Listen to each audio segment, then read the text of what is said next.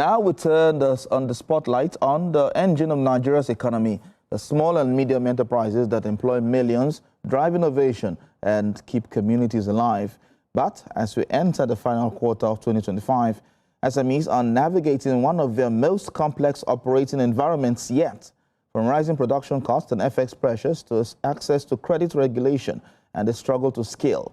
The challenges are real. Yet, among these headwinds, new opportunities are emerging. Digital adoption is accelerating, export pathways are widening, and government interventions are beginning to shift the landscape for small businesses. Lead coach at More by Maristem, Dr. Femi Oladele, is with me to unpack the trends and the risk and the pathways to resilience. Thank you so much for joining us at this time. It's a pleasure. Thank you so much for having me. All right. So according to recent reports, about 20% of small businesses fail within the first year and 50% close by their fifth year.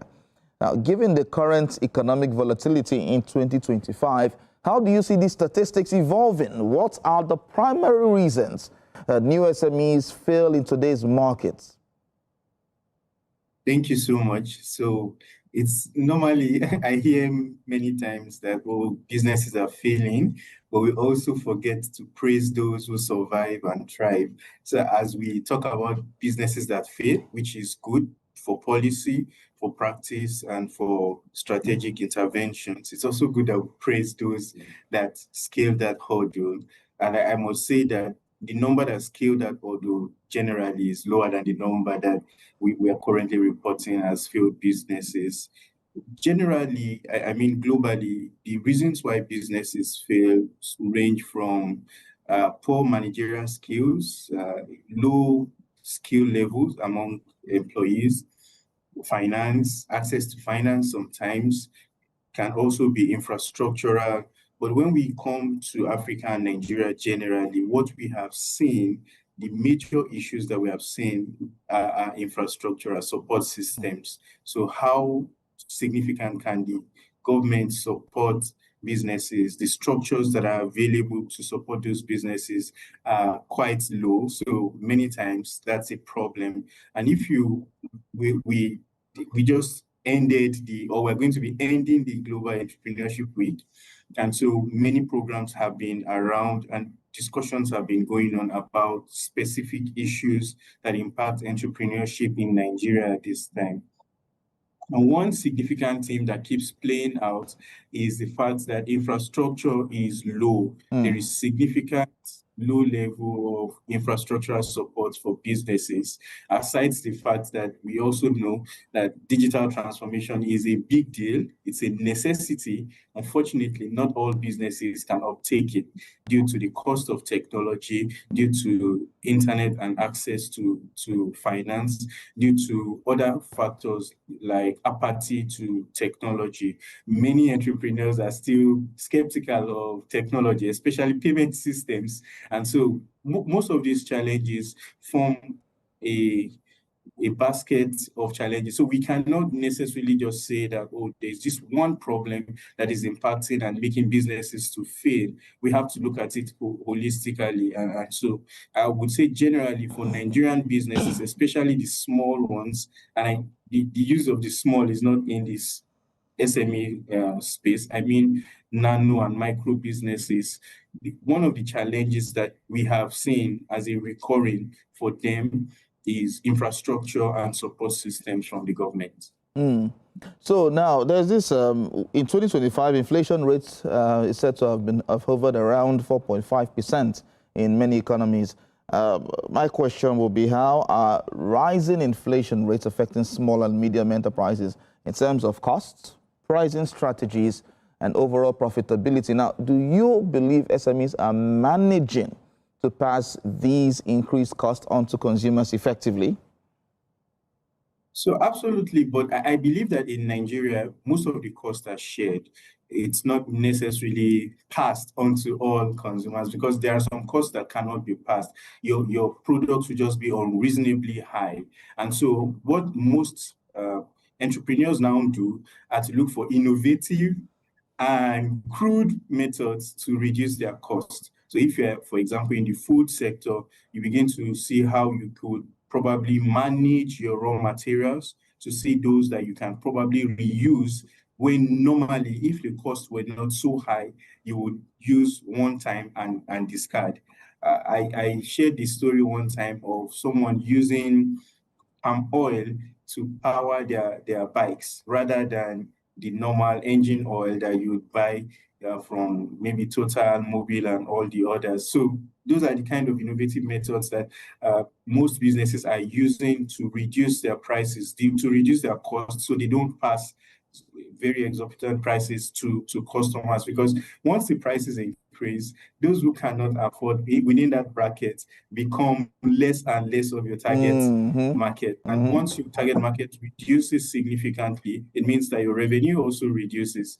And so generally, when we look at it together, I would say that innovation, it might be in the right direction, like using methods that you haven't used before, or some businesses resort to crude methods, like one that I've just given you now. Okay, so because at the end of the day, okay, please go no, ahead. go on. So at the end of the day, it's not sustainable. While a business that uses a crude intervention to reduce costs might work in the short term, in the long term, sustainability is not guaranteed. Okay, so you mentioned something that I will take out of that conversation: innovation, right? And for me, when you talk about innovation, we're talking about technology, AI, and all of that. Now, it's actually been reported that only 20 or 25% of SMEs have fully integrated advanced technologies like AI or automation into their operations. With digital transformation being a key trend, how do you think the adoption of such technologies will change for SMEs? So generally, innovation is not restrictive to technology. Technology is definitely one significant innovation that we see around, but we could also have other forms of innovation that are not necessarily technology based, and they could even be process or functional in the sense that they add value to the organization. So I know on this show with Tolu, I had given one example taken from the Bible, how Jacob was able to re-engineer the color of the sheep that were produced when he was cheated by Laban. And so that's innovation. And so we can look at it in that way. There are other forms of innovation, but strictly to your question, technology is not cheap. I always hammer on that. Many times we talk about, oh, you have a phone, you have internet, but do you know the cost of data? And most tools that are available to business people, especially if you want to do real business, they are not free. You would use them for a while, but then you need to now begin to subscribe. So they are able to even joyfully support others coming behind them, and it becomes a great ecosystem. Okay, but what form of technology can SMEs use that is quite cheaper? Off the top of my head, I'm thinking ChatGPT to get information, to scale, and to ask some questions online. What else can they use which will be very cost effective for them? So generally, we would have to now break it down into different things. So we would look at sales and marketing. What can they use in that area for their sales and marketing? Instagram, TikTok, WhatsApp Business, and Facebook. We could look at operations, project management, because when we talk about ChatGPT and other free AI tools, there are limitations. You get to a point, they'll tell you, oh, you have used up your credits for today or for a certain time. And then you have to either wait or you have to pay to get premium service.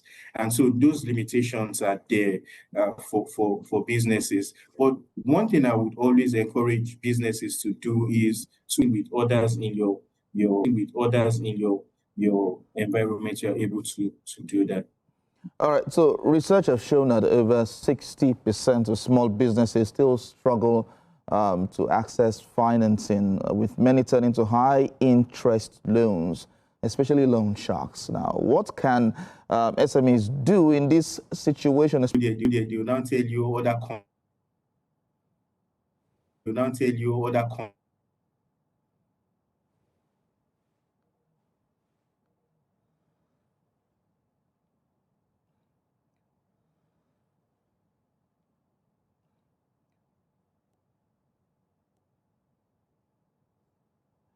Can you hear us? It seems that